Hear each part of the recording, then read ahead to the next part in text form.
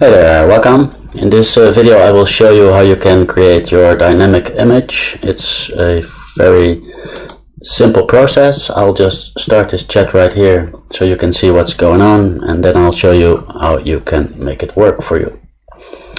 So let's go. I got it all prepared and I will click this link, and if all goes well I will get my dynamic image in a second, and if not then I will set it up first, because then maybe I did not do it well. So let's just continue to the other page then, and we'll see what happens with this chat in a second. Okay, this is the page where you have to go. This is the dynamic response URL you're gonna need to set up in your request in your dynamic content section. And when you scroll down, you can select an image from your server or your computer. You just click choose file and you put in your secret key. I will select a file in a second. Hold on, I'll just put my screen on hold for a second. Just, yep, like that. So please hold on while I click a file on my end. Okay, that was it. There you go. I just included this file and I'm pressing upload. And when I do that, you can see I successfully uploaded this file. Then I scroll down and there you'll see these several fonts I can select. I personally like this one, so I'll select that one. You can select the color of the font you want. Let's say we want it in red. Does that match this file? Yeah, that's fine. This is the size of your text area. So let's say we're going to create a file that is like a meme, like on top of it, like we're going to put some text right up here. That will look pretty nice. Maybe not, we'll see. It's 900 by 300. My file is 900 pixels wide, so that's why I'm selecting 900. These are the presets, but you can change them in your JSON according to your own needs. That's no problem. Centered in the middle, that means that the text box is completely in the middle, but we want it on top and centered, so we select top centered. We don't want to scale it, we just want it like straight. So, and our text, we want that to be centered, so it's nice in the middle of the image, on top in the middle. And we do not want a transparent background, and we want it to auto fit on one line. And let me check this for a second, hold on. Let me move that over a bit, boom, like that. Okay, we don't want a pixel size selected because it will calculate it automatically, which is good to me. The first line is optional. This might sound silly, because why is the second line required and the first line optional? That's just some programmatic thing, because we put a line break after the first image, so that wouldn't look really good if you put in something there and not at the second line. So we'll just pick something here. Let's say this is awesome, and this is our key for this demo. And there you see, here's the JSON code. What you can do is you can just click this button and then it will be copied. And you can also run a preview of the image. Let's do that. And there you have it. It's in red, it's on top, it's in the center. And I will show you that we can change this image around. Like if we want it like a different size, like 300 or 450 by 450, we want it in the middle, and we want it like a little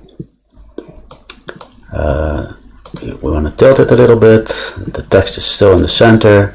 We do want a transparent background, or 50% transparent, and the other things will remain the same.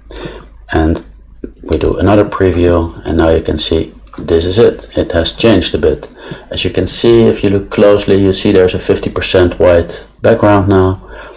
So that's that. You can also put in a name there or whatever. I'm going to show you that in the ManyChat section, which is where I'm going to go now. This is just a flow I created. It's you can download it. It's at the bottom of the of this page right here. Here, download the simplified ManyChat flow. If you download it, you'll get this one. What you do is you click this purple thing. You click on this link. You go to the body. The URL on top, the request URL, is the one you see here on top. Let me check. It's this one. So you just copy this URL. You put that in here at the request URL field, or input form, something like that. And this is where you paste your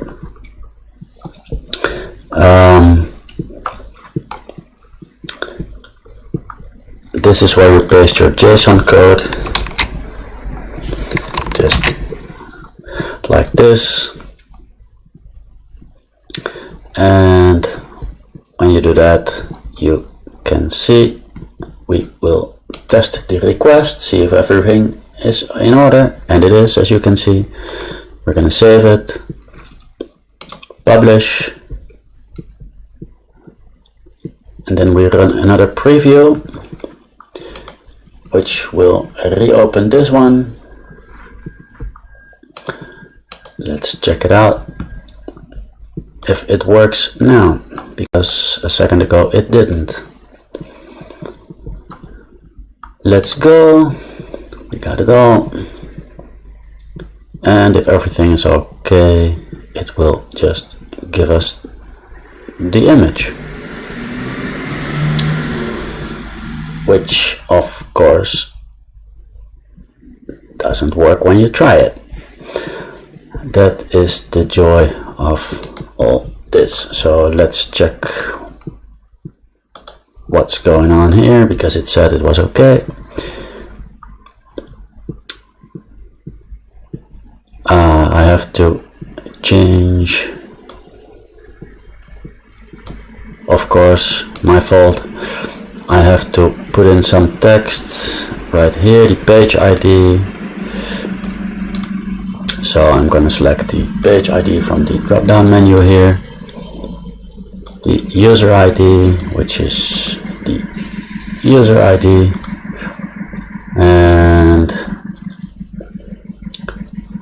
this is awesome. And I can put in like my name over there,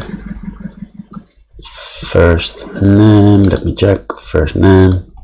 When you get this error you see right here, that's just because I mixed these two variables. All you have to do is untick this one, and as you can see, then it's all fine again. So let's test the request again. It looks fine now. Save, publish, and I'm running the preview again. And let's see what it's giving us now.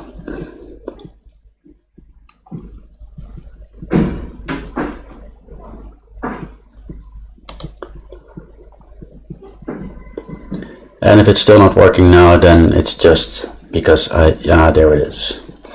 So as you can see, it included my name now. This is awesome, Paul. It's in the center, it's rotated like 5 degrees, and you can do anything you want with it. You can just adjust these variables that we used right here. Like, I can include another line, congratulations, for example. Congratulations, yep. And I'm gonna save that, publish again, preview, and I'm going to run this one again.